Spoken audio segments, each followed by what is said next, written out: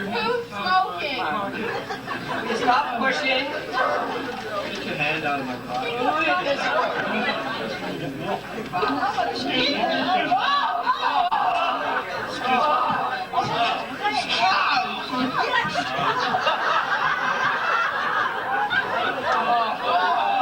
I can breathe again.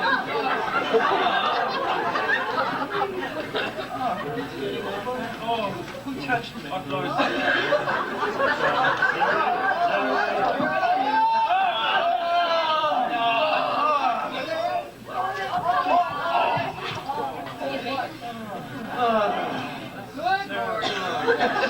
make much fine.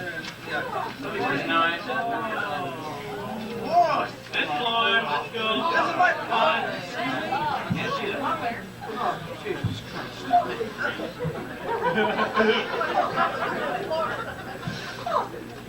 This floor looks like a popular one. Well, it's the fifth, you see, and there's no accounting for some people's tastes. We're looking for books and men's suits. Well, if the books you want, it's the second floor. I doubt you'll find anything you want there. It's probably the dullest collection in the whole of Ontario. And men's suits. You won't find many men's suits around here. George Duncan sometimes wears one, gold blended. Probably your best bet's the 12th floor. I believe some of the top brass up there wear suits. I want to buy a suit for my husband. Oh, well, in that case, I should find Kresge's or Towers or something. And were you to ask the director nicely, he might sell you a suit. He'd broaden the beam, though. What weird people they have here, Mummy? Hush, Zoe, he might bite. I was told to go west on Floor Street. Isn't this Honest Ed's? Oh, no, it's The Ontario Institute for Studies in Education. Human relationships. You know the kind of courses where the students hold hands, smile, talk intimately with one another, but don't read. These courses are very popular among our clientele. However, there are some who suggest they lack intellectual rigor. Tonight, here, we are about to show you that this is not true.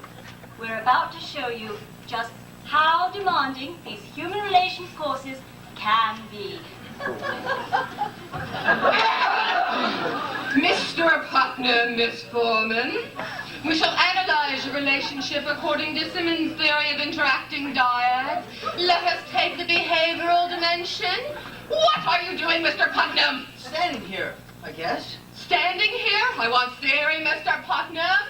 Help him, please, Miss Foreman. We're holding hands and breaking our bodies together. Lord save me from these two. You are engaged in a positively balanced dyadic relationship. Must I repeat that, Mr. Putnam? No, I think I've got it. We're a positive relationship.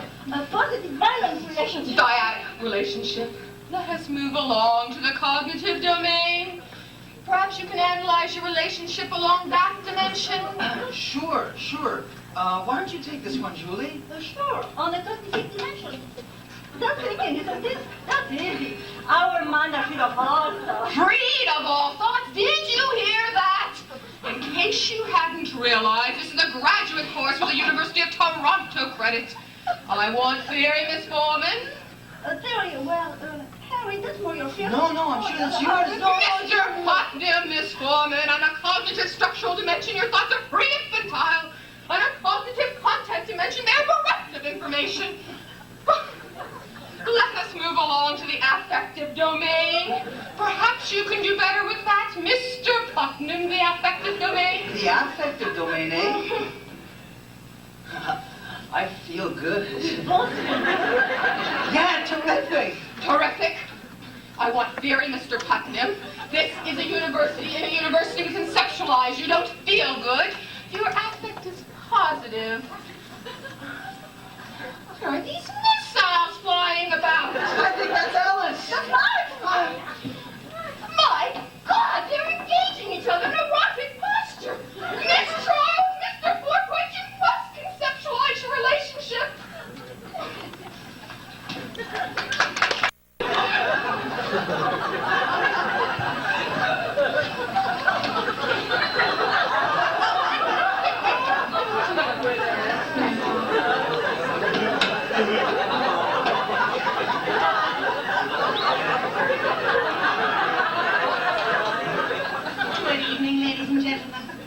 Tonight we have another exciting program on our Inside series.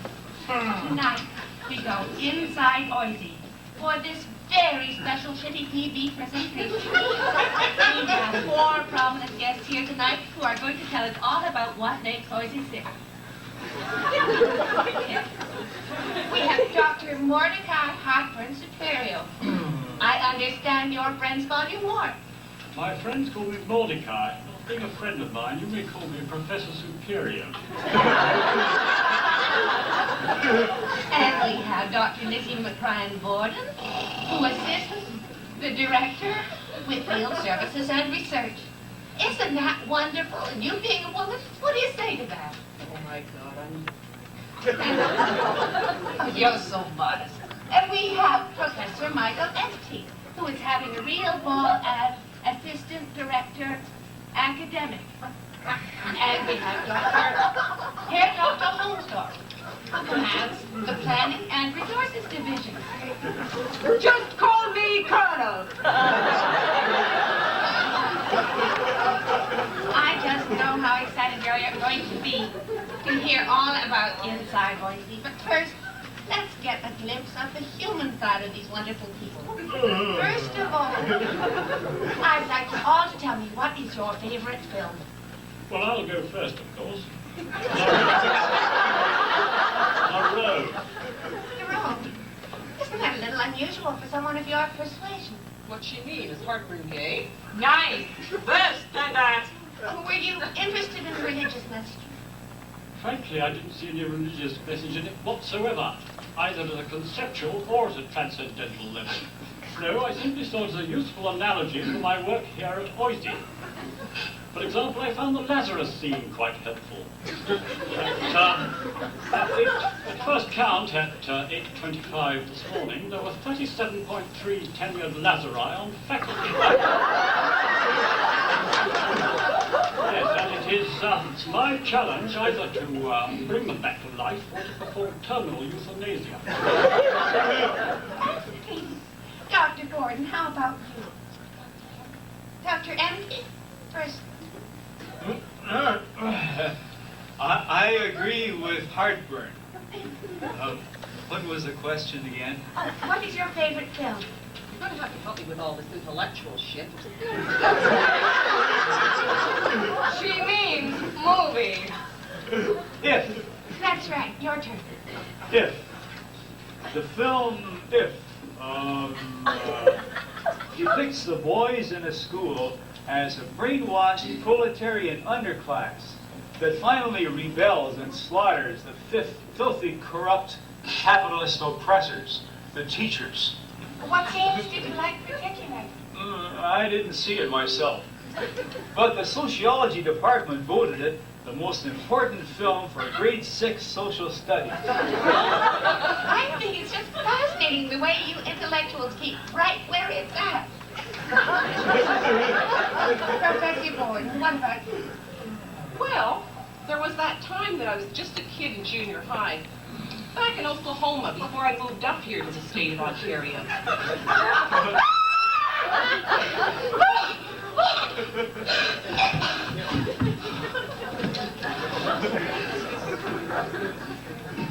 Oh, Superior, infirm of purpose, give me the daggers. Sleeping in the dead are but as pictures. Tis the eye of children that fears the painted dead. Out! Out thrice, thou Davy! Was that a scene from your film, Professor? Was it Macbeth? Macbeth? Macbeth? Who the hell was he? No, his name is MacArthur. A high school senior, and I was just in junior high. What a gorgeous, huh? That was some swell movie. First of all, we shared some popcorn. But let me tell you, that wasn't all we shared before the organ came up. Oh, yes, the movie theater had an organ in those days. Then there was that retreat of directors of education in Ontario. Geez, there was more advances than retreats that night. I had 3 car smashes and a few drinks on the way up, so I can't too much about the movie. Deep Throat, I think it was called. But it was just as good for 6th grade as Empty Zip. Then there's that really funny movie by my friend Hitchcock's. You know, the one with that really funny scene at the beginning where that really cute doll gets all carved up in the shower. Psycho, is it?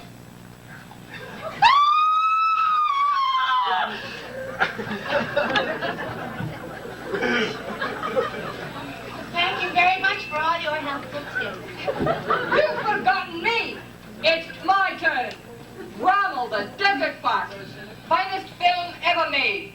The great leader cutting through all the effeminate, decadent, immoral, and democratic left like a hot knife through butter. But didn't Rommel lose? Superior, you promised. I told you every interviewer in Toronto wasn't cunning-loving pinko. Thank you very much indeed. Well now, we'd like to hear more about the exciting work you're all doing here. First of all, Professor Superior, I understand you have plans to change the governing structure. Yes, well, my first job, of course, was to fire all the administrators. With the exception, that is, of Adolf Homsdorf over there. Token gesture to democracy. If there's anything worse than a disobedient administrator, it's a disobedient board. I now have a board of 5 governing members to advise me, 2 faculty members appointed by me, 2 university administrators nominated by me, and 1 citizen of Ontario nominated by me. Frankly, I think Phyllis would be rather good for that. You just love dynamic efficiency.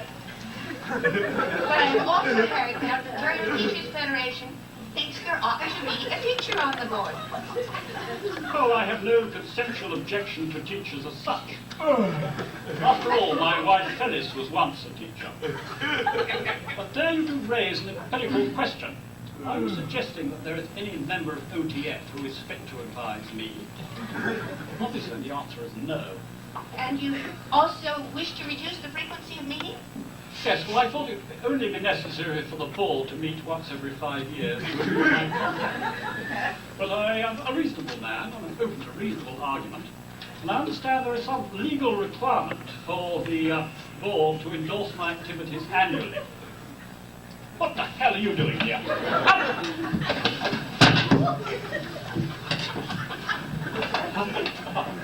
Out! Who was that? That was a wino called Jack Corson. He's ruined our story.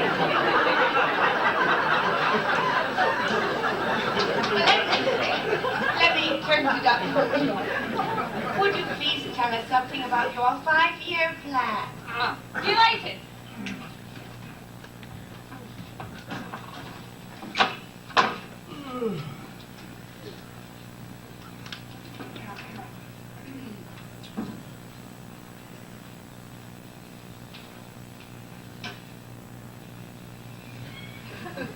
That's the first year.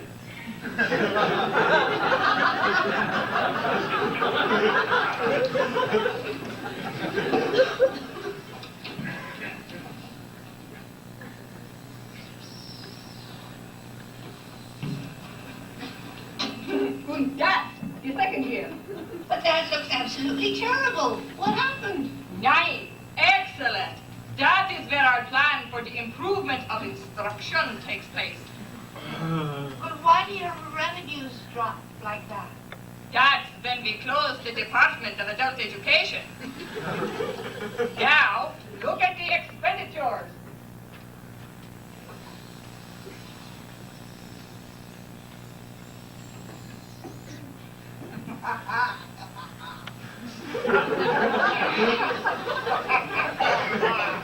Look, we are going to lay everybody off. But that's absolutely awful, Professor. You dumb broad! Can't you understand anything? Don't you see? We have laid everybody off after just 5 years. And we still have the $500,000 left from our profit centers.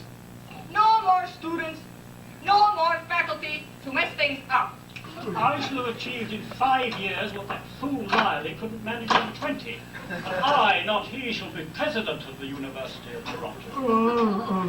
But I don't understand. Where did the $500,000 come from? is not necessary, you understand. But I tell you anyway, the secret is chargebacks. Every activity in Oisey from now on will be its own profit center. Take the parking garage.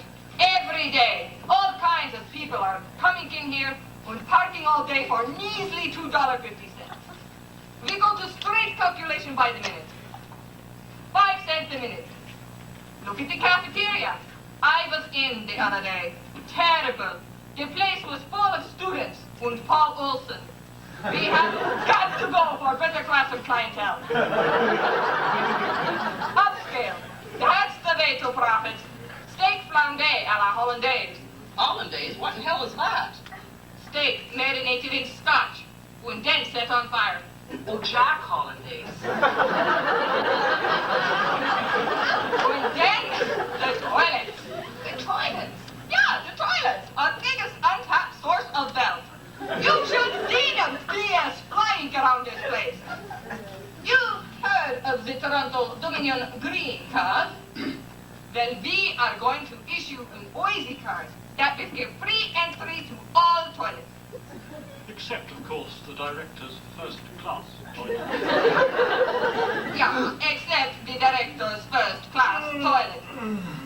All the toilet you can use in a month with the Oisey Brown card for just $30. Except for the sociology department, they will have to pay $40. User pay principle, you know. What about the director's first class toilet? Well, before I would make provision for this little scheme, I obviously had to do something for the first class toilet, which happens to run off my office. At the closing of the toilet door, a tape is automatically set in motion with a Metropolitan Opera playing the overture from William Tell. The slightest pressure on the seat switches the tape to scenes from Goethe Dameron. And the gentlest touch on the flush produces the famous monologue from Boris Godunov. I have attained the highest power.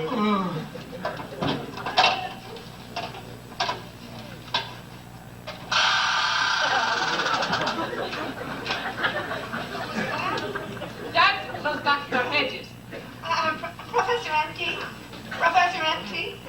What is your major achievement of the last few months? I agree with Hartford. Achievement, yes. I have obtained a favorable assessment of the sociology, an external assessment of the sociology department. How did you manage that? Well, first I had to find an impartial assessor. So, I wrote down the people all the friends and relations of the people in the department. But Lorna Marsden refused to do it. Finally, we ran to earth a really fine chap being let go from the London School of Economics for extreme left-wing activity. And he wanted a holiday, and he agreed with me that what we department needed was self-evaluation. So after a very intense and rigorous examination, when he asked every member of the department to say exactly what they thought of their own work, we came out with a really excellent assessment. It just proves what I have been saying all along. There's nothing to be frightened of in evaluation. It's the way it's implemented that counts. Incredible. Professor Gordon, what have you been up to? Oh, I've just had the barrel of fun in the R&D office. We're so close to the ministry now, Bart just has to get on the phone and we can produce a report supporting the ministry's latest fiasco in 5 minutes. I had a bit of trouble at first with those damn field center people who kept popping in and asking for money. So I had just a great idea for the R&D review this year. I brought in little Phineas Winning. Oh, he's so cute I could cuddle him. And he's a real smart American, you know. And he and I funded all the really good projects and cut out all that field crap. That's the best darn review process that I've seen. And then I brought Hitchcock's back from Thailand. So everything's just Well, great. I really, if you don't mind, I think it's time we're going. Well, thank you. You've all been just wonderful guests. But just before you go, we're going to play a little game. What game would you like to play? Oh my God, do I ever... Monopoly. But I'll share out the money. We have to remember, Holmesdorf, that it's the process that counts, and not who wins. I'll play if we share out all the properties, all the houses, and all the hotels in advance. That's the way we play in You sociology. shall play follow my leader, and I shall be the leader.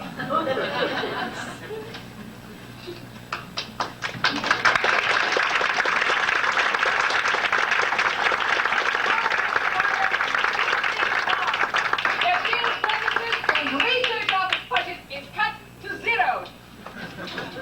Oh dear, I'm late again. When will I ever catch up? Disturbed by somebody on the telephone, or someone decides to call a meeting, or a friend drops by for a chat. Even in the library, one can be tracked down by loquacious intruders.